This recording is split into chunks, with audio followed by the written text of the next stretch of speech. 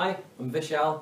I'm a known partner in Leicester, and I'm doing a fundraising campaign at the moment to work with charities based in the UK. I've got a team that we've just changed with, and it's actually quite appropriate that we're running this topic because we've actually been travelling quite a lot recently to learn about new divisions and changing divisions as well in the last sort of few months or so. I'll be talking about stage 3+, travelling tips and networking, how to set up a road trip for educational purposes, and visiting another office as well. There's two types of offices that you might visit. One's a brand new office that needs help and support, where you're going there to help out and support. I'm going to be talking more based on how to go there to learn, so you're focusing on just a leader going to an average office already performing. How I start almost everything I do is three P's: having presence, purpose and patience with each of the three of them. And everything you do, as long as you have the patience involved in making sure you know that whatever you want to achieve won't happen straight away. You've got to put the work in, and gradually the results will kind of follow through. So patience is vital, and that kind of goes through with everything from building someone in your team to whatever. Purpose, have an intention, a goal in mind that you want to achieve. Smart goals and those ideas are really good to put together. If you have a purpose with it, you'll know what you want to achieve, so you're more patient towards that one aspect of it rather than trying to do everything at once. And the main thing is presence. Whatever you are doing, do it full-heartedly, give it 100% or nothing at all. So it's the one way I think about it first of all, to break down how I'm going to tell you guys what to do. What I do first of all is, before you go to any office, make sure you know people who are there. So for example, if you're working with an owner who's in the city that you're going to, make sure you know where they are. It helps massively. When you go with your team, for example, say if you're leading the trip, if you're going with your team and the owner knows who you are, they shake your hand and say, "Hi Vishal, welcome to my office." Your team sees you in a better perception. They already think that you're going there as a leader, and they feel welcome to follow you. Other high rollers that you want to work with, have an agenda. Talk to them weeks in advance. Arrange calls with your team as well. The last thing you want your people to do is just go there following you. If they feel that they've built a relationship with the person who they're working with, they'll get more out of it. Plus, on a personal level, on evenings or in the mornings, they can hang out, have breakfast meetings, dinners, go to a bar with them, and really network and get to know the person's actual story. Because really, what I find is when I travel to offices, I find that people are more than just 3 steps, 5 steps, 8 steps. I want to get to know someone's personality. I want to see if their stories are similar to people in my teams, and what their lifestyle's like, what they like doing, what's their why. And these are things that really retain people within your teams. So if you're going on your own or with a group, make sure they have an agenda and set them up in advance. How I set them up in the first place is conference calls.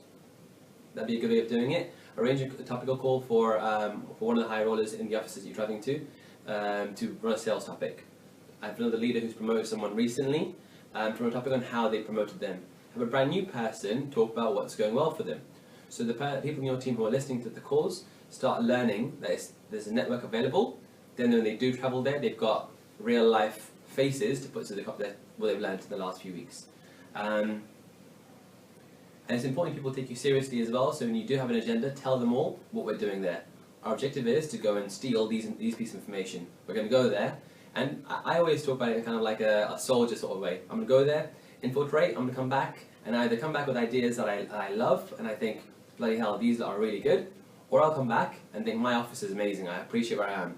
There's either or, heads or tails, and you've got to come back with either kind of idea. You might find people in your team may like some parts about it, want to bring it back as well.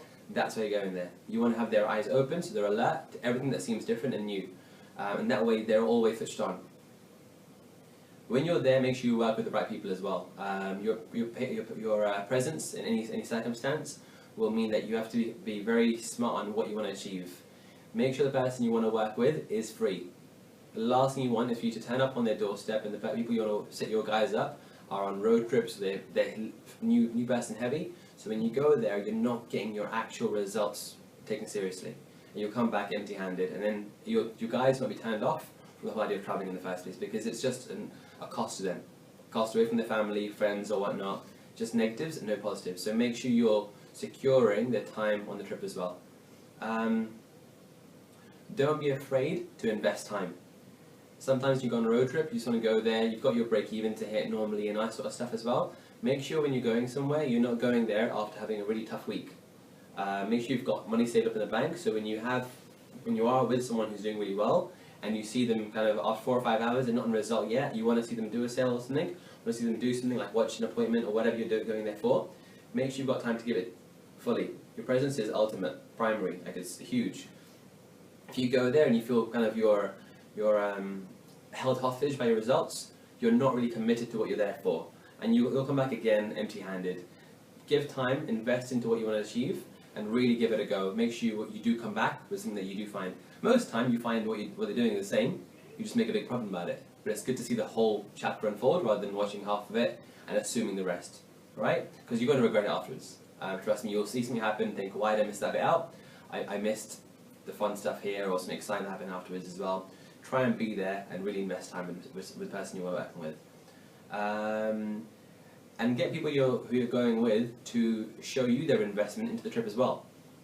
Make sure they have an agenda and they show it to you. Make sure they've earned the right to go on the trip. Don't just do it as you could if you want to, depends on what sort of trip it is. I normally do something where I'm asking each person on my team to repeat their PB within a fortnight. They do it once, they're qualifying. Then they've earned the right. So when they go for the extra sale, they're making money out of it. And when they do get asked to go on the road trip, it's a positive. They've chosen to go. They've earned it. And by earning the right, we know it is by earning or paying for something, you appreciate it a lot more. So make sure the guys you do take with you really appreciate it. The big point that I want to finish off on is to make sure that the road trip is appropriate. Make sure guys are ready. It's planned ahead. It's all sorted out in advance. Your guys are looking at you as the owner of your office, and you're, in a sense, like you're on tour. You're the person they're looking for all the information. You're their friend, their family, the owner, the business partner. You're their kind of transport. You're everything to them. So make sure when you do go, you've sorted things out. It's not always easy for your first road trip to travel away without your owner or without the leaders that you are normally around. But if you plan ahead and use people in your network, like the administration team or the owners and stuff, and even people who are already there to support you through it, you'll come across a lot stronger and you'll come back a lot stronger. Plus the reputation that you'll come back with. Now look at this person, they're they're building their team or whatever. You'll come back as someone who's gone to travel, gone to network, and people even in the city that you are in will take you more seriously at building your team.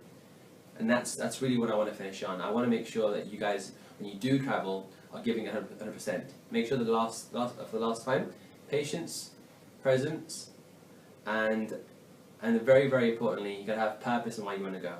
So always have an idea of what you want to achieve. Don't try and do it all in one go. You might have to go back there a few times and build that relationship up as well with the person you want to travel with. And that's all. If you have any questions, write me an email or add me a message afterwards. Thank you.